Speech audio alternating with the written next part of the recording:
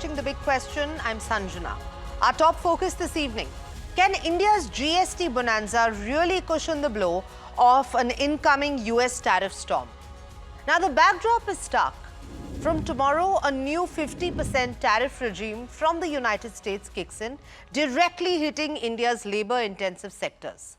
Textiles, gems, jewelry, shrimp, carpets and furniture. Together, these industries fuel jobs and export growth, and a squeeze here could mean a deeper strain on India's external trade balance. On the other side of this equation, the government is pushing ahead with a GST cut that could put more money in your hands ahead of the festive season. The hope is that stronger domestic demand, fueled by a GST bonanza, may cushion the shock of shrinking external markets.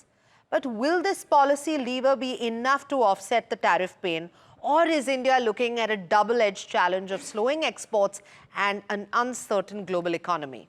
To unpack this, we have with us an eminent panel. Joining us from London, David Morrison, Senior Market Analyst at Trade Nation, who brings the global investor perspective. I also have Saket Dalmia, former president of PhD CCI, with insights into how Indian industry is bracing for impact, and Jayant Krishna, Senior Fellow at the Center for Strategic and International Studies with the Global Trade and Policy Lens. Good evening, gentlemen. Welcome. And welcome back to some of you to NDTV Profit. Let's begin with the broader picture. This tariff threat isn't just about duties. We're talking about the future of India's export competitiveness and economic growth. David, from your global market analysis, how severe is the impact of the new 50% US tariff on India's key export sectors like textiles, gems, jewelry, shrimp? Are we looking at significant shifts in the global trade dynamics because of this? Potentially, yes. I mean, I don't think there's any chance that the 50% tariff isn't going to come in tomorrow. And it's obviously everyone is going to want to make an effort to try and mitigate that to some degree. And of course, as you're talking about tax reliefs, maybe some kind of domestic stimulus as well, which could help in the short term to sort of alleviate the tariff pressure, because of course, the longer it goes on, the worse the effects, the chances of growing unemployment in those specific sectors in particular, which is a great worry. But I mean, I suppose that the whole aim must be to get the dialogue going once again and to try and get this rate down from the ridiculous punitive 50% down to something a little bit more reasonable or acceptable. And it looks like the rest of the world is having to deal with tariffs of 15% if they're lucky. So, I mean, I think that would be the aim. But it could be a painful period, hopefully not a long, painful period, before India and the US are able to agree to those terms. All right. So let's zoom into the Indian industry's response and how exporters and manufacturers are preparing for these challenges at the ground level. Saket Dalmia, with these tariffs effectively raising costs for Indian exporters, particularly in labor-intensive sectors, what operational or strategic adjustments are companies making? Are they exploring new markets, cutting costs? Are they pushing for policy support? We're seeing some of that.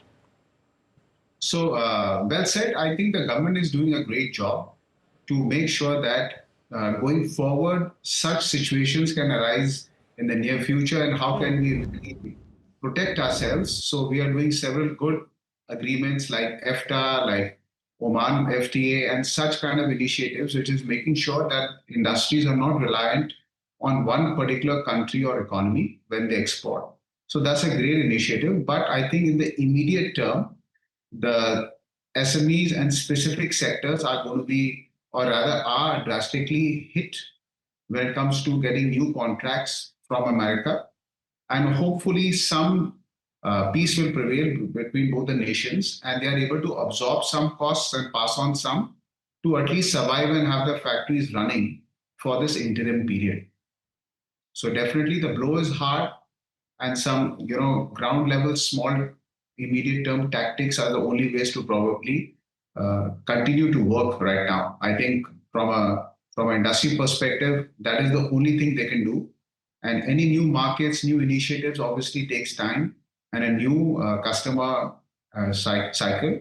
So I think we'll have to wait for that to pan out. But hopefully, I think both nations are hoping for a quick solution by the governments so that this is not so painful in the long term and the medium term. All right, and but I think that the issues aren't going to be resolved overnight, and quite literally at that, because at the same time, let's also discuss that the government, the Indian government, is betting big on GST rate cuts to boost domestic consumption. And let's look at how realistic that is in consumption-driven growth that can offset export weaknesses, especially given supply chain and inflationary concerns. The policy dimension matters, how India negotiates, how reform-oriented the trade strategy can be. All of that will determine outcomes over time. Jayant Krishna, from a geopolitical and trade policy standpoint, what avenues does India have to challenge or negotiate these tariffs, and how might India leverage multilateral frameworks or even bilateral talks to reduce this impact? See, Sanjana, one thing is very clear in today's day and age, countries don't get what they deserve. They get what they negotiate. I mean, that's like a writing on the wall, right? So I think India has no choice but to carry on with the negotiations, because let's look at the kind of products that India exports to the US, right? We export textiles, garments, leather goods, gems and jewelry, plastics, chemicals, oil seeds, fruits, smartphones, pharmaceuticals. None of these products, perhaps with the possible exception of gem and jewelry, have those kind of margins which can offset a 50% effective rate of levy, rate of tariff, from tomorrow. So I think it's going to be very, very difficult. Gems and jewelry, where the margins were a little more, are anyway that sector is not doing well with the advent of lab-grown diamonds, right? So I think it's going to be very, very difficult. Out of almost $80 billion worth of Indian exports to the US, at least half, if not two-thirds of it is likely to be impacted. So whatever we may do, we have to start negotiating. I know things are not as good because some negotiations had to start this week that US has put off indefinitely. But I mean, whatever it takes. But US is too large a country. It is our second largest trading partner. And also, let's not forget, the country where we get our the maximum FDI that India gets is the US. And last several years in a row, it has been like that. So you can't neglect them at all. Domestic stimulus or tax reforms like GST reforms, four slabs getting rolled into two. Those are all good. Those would stimulate some domestic demand. But let's also look at it. It will also result into some loss of revenue by way of GST collection, at the government end, right? So it remains to be seen how cost neutral that reform would be. But surely some demand stimulation would happen. So some volumes which are getting compromised because of exports slowdown, I think will get compensated by domestic, consumption. But I think we have no alternative but to keep on negotiating and also, try that, how do we, how do we bring logic in the way US looks at India? President Trump has said that we are a tariff king. That's not true, except some of the electrical and some of the food and dairy products and, alcohol and so on and so forth. If you look at the weighted average of all products, that is just about 4%, 4.6% is the average tariff that India levies, right? And almost half the products that US exports to India, the average tariff is less than 5%. So it's not that bad if you keep the food and dairy products outside, and which we have to protect because it's after all the livelihood of a large number of small and marginal farmers and small dairy entrepreneurs and so on and so forth. So I think India has to step up the negotiations and see logic, and the fact, Sanjana, that we have been friends for so long.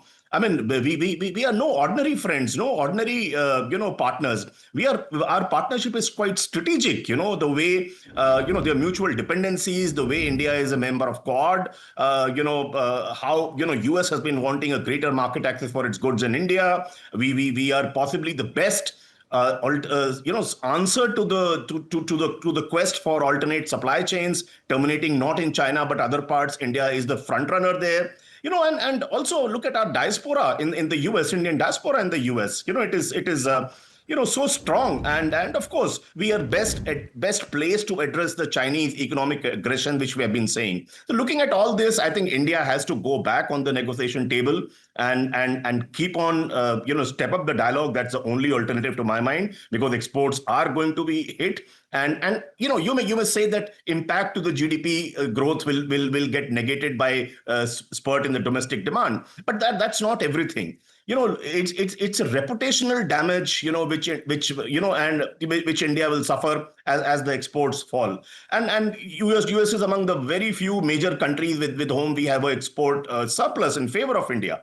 So I think looking at all this, a lot of domestic, business boost efforts like GST tax reforms are good, undoubtedly. But I think we have to go back on the negotiation table and see that the logic and sanity and rationality prevails on the negotiation table on tariff issues with the US, Sanjana. All right. Okay, and I think that the reasons that you listed is and how attractive India is also perhaps the reason why Donald Trump thinks that maybe this is a good negotiating tactic to constantly kind of up the ante. But beyond immediate action, let's look at some structural reforms that India should prioritize to enhance export resilience, be it in logistics, product standards, diversification to higher value goods. David Morrison, what key indicators should investors be watching in the coming months to gauge the tariff fallout and recovery potential? Well, yes, I mean, that's a very big question, isn't it?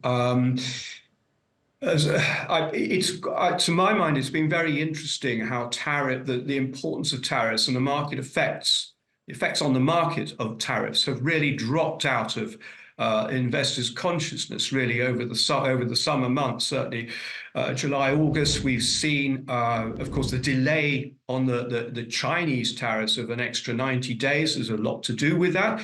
But really, as tariffs have sort of very, very slowly trickled through into the markets, and bear in mind that sort of the reciprocal tariffs that President Trump was threatening back at the beginning of April, it has been a question. So that these have been watered down repeatedly.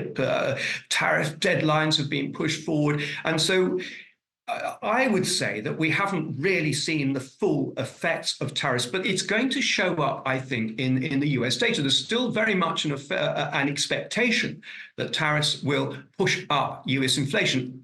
And because, I mean, who is paying these tariffs ultimately? Well, it's going to be the US importer, manufacturer, and ultimately the consumer who will. Those are costs to individuals in the US. So we want to keep an eye on inflation. So far, it has been tame, but it is US inflation is still a long, long way above the 2% Fed target, and it isn't going in the right direction at the moment. So that's sort of something to watch. And I just wonder whether, if we start looking at stock markets, there are a few things now that the market is getting concerned as we sort of come back to towards the last quarter of the year. And we're going to be looking certainly at US jobless numbers just as much as I think Indian ones, as a sign of whether we are in a situation where we consider sort of what President Trump is doing in terms of undermining the independence of the Federal Reserve, putting the tariffs on top of that. I do think the tariff situation is a bit of a mess, and I just wonder whether we should be preparing for a bit of a fallout as we go, as we head into the year end, as far as equity markets may be concerned, and maybe we'll see, although sort of the bond market is that yields are down a long way at the moment from where they were sort of a few weeks ago. We'll just have to keep an eye on those as well and see if the market is taking any signs of strain. At the moment, the one to watch, of course, is the US dollar, which has come under renewed selling pressure. Absolutely. I'm going to discuss the currency with you as well, David. But, Saket, David highlighting that while the full impact of tariffs is yet to be felt, the potential inflationary pressures in the US could translate into challenges for Indian exporters. From the industry's perspective, how prepared are exporters for this delayed but possibly significant shock? And what immediate steps are they taking to mitigate these risks? I think the Indian industry at large is very well prepared. I think in a competitive world where we are very connected to the entire supply chain of the world, maybe small, medium, or micro, We are very versatile as Indian exporters, and they are continuously trying to expand their markets irrespective of this tariff which is coming on board right now on us. I think for the last 6 months, this fear has been on everybody's mind, and the industry is responding to it, is expanding, and I think soon enough they will find some alternate market in the world, and that could also be the Indian market to expand their business to survive this onslaught. Definitely, the Indian industry is of age, and they will survive and grow. This is my personal feeling. Yes, some part of the industry which are very small would have a tough time, and there could be some people who would have to perish because they are heavily reliant on one market, one customer. But overall, I think every industry, irrespective of the impact which it has on that industry, immediately will survive and thrive.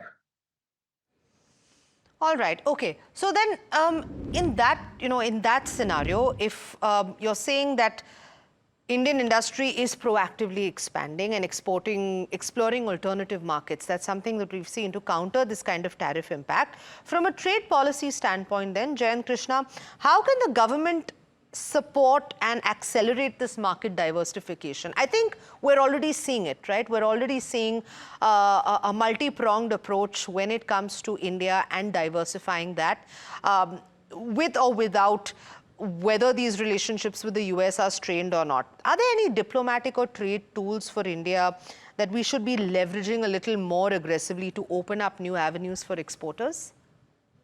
So absolutely, Sanjana. I mean, we are not sitting idle and thinking that US things will tariff issues will get resolved amicably. The process did not start in January this year when President Trump came to power. It started much before that. Our FTA equivalent with Australia, is more or less, in shape. Only some final, deal points are to be settled. If you look at, we have a FTA with the United Kingdom. We have an FTA with United Arab Emirates.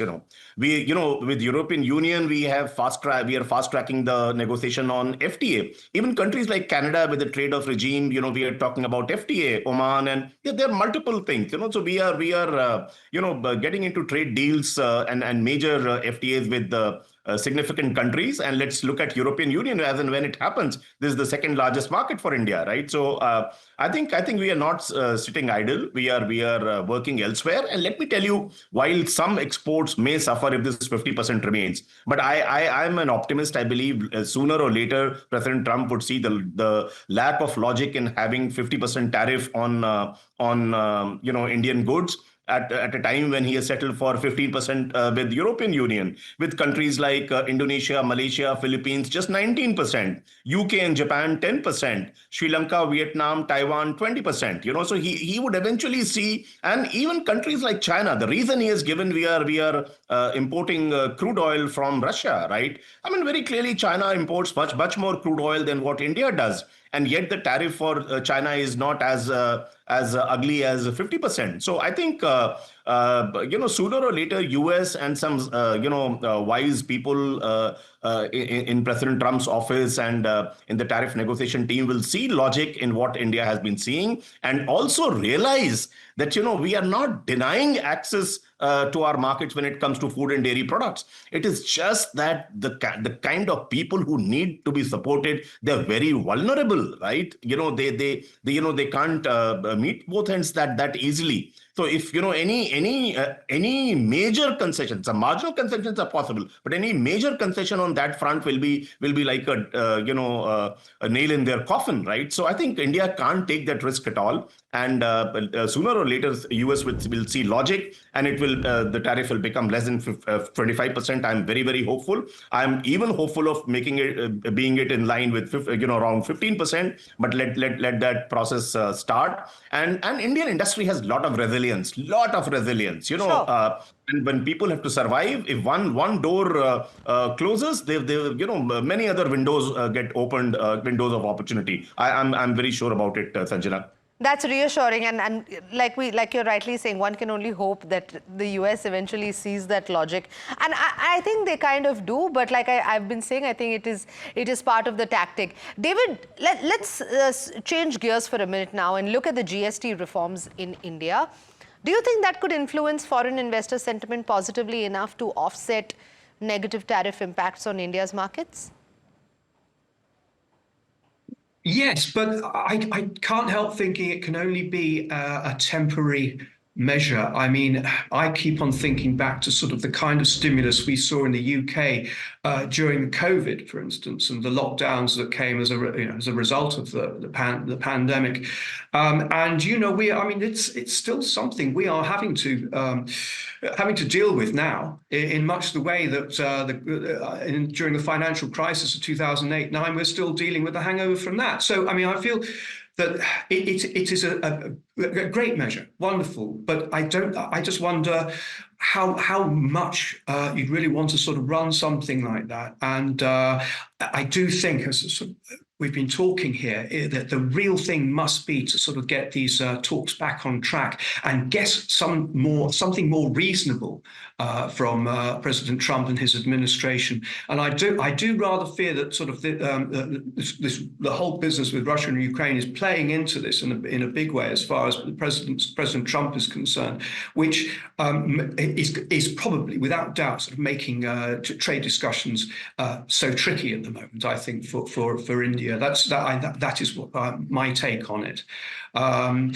So, I mean, it just comes back to the fact I wonder whether what the country is doing at the moment is excellent, and any sort of stimulus and help it can give to people is superb. But ultimately, the aim must be to get a sensible tariff deal. As you say, in line with, say, us in the UK or with Europe. Worst case, 10 to 15%. I think that really has to be the aim, if that's at all achievable. Sure. Saket, are businesses recalibrating their strategies to capitalize on the GST-driven consumption boosts, especially since we're going into the festive season? I think it's a big game changer. I think the government has hit a 6 out of the stadium on this one. If you ask me, when GST came in 8 years ago, 7, 8 years ago, I think we were trying to capture the economy into a formal one. And I think by this rationalization and reduction in GST, the government is recognizing that a large part of that is over and wants to give more money in the hands of the consumer to spend.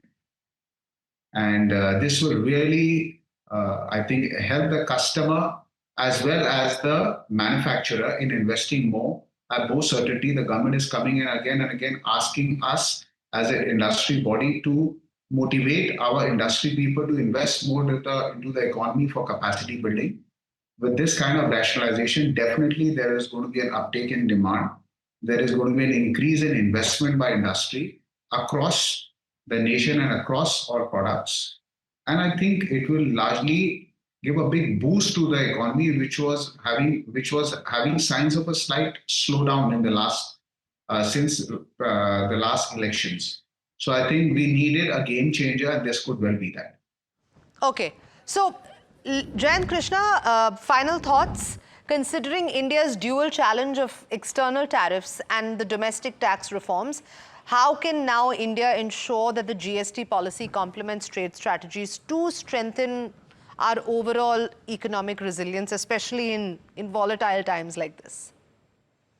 So, Sanjana, I mean, these GST reforms were long overdue anyway. I mean, we had 4 slabs of 5%, 12%, 18%, and 28%. Sure. Those are being, channeled to 2 slabs of 5% and 18%. And the way it is being done, 99% of goods in 12% slab will transition to 5%. And almost 90% of goods currently in 28% slab will transition to 18%. So some of the product categories where there'll be a huge stimulus in domestic demand, are two-wheelers, small cars, commercial vehicles, where cement, air conditioners, where the tariff will change from 28% to 18%. A lot of food and essential commodity items, which will transition from 12% to 5%. I think so. A lot of FMCG goods, if you look at, they will transition from 12% to 5%. So I think there'll be a huge stimuli in so far as the demand creation is concerned. and only one category perhaps still being talked about as demerit goods or sin goods would remain, and there'll not be many products there of 5 to 7% like tobacco, gutkas, online gaming, pan masalas, they'll be there, and as expected, petrol and alcohol, it will be kept outside the purview of GST, which is the case even now. So I think this volume wise and impact on GDP wise, I see GST reforms itself will be able to more than offset what will be the loss because of fall in Indian exports to the US. I'm very, very clear about it. But, Indian economy has to grow. If we have to become a developed country by 2047 or earlier, I think we have to grow at 8.5 or 9% per annum. And therefore, we'll have both. We'll have a stimulus for in domestic demand, as well as, we'll bring the trade ties back to normal as soon as possible. I'm very optimistic, and I see that happening sooner or later. Right, that's reassuring. Jayant, Krishna, David and Saket, thank you so much for joining me this evening. As always, very insightful and a very, very interesting discussion as we are on the cusp of these tariffs. As we've heard tonight, the challenge posed by rising tariffs is multifaceted, touching global trade dynamics, domestic industry resilience and strategic policy maneuvering. While the GST bonanza offers hope to fuel domestic consumption, experts, like we heard this evening, are warning that it's not a silver bullet to offset the tariff shock fully. Navigating this will require coordinated action across government, industry, and diplomatic fronts. A big thank you to our panel, David Morrison, Saket Dalmia, and Jayant Krishna, for sharing their valuable insights. And thank you for joining us once again on NDTV Profit. This is The Big Question.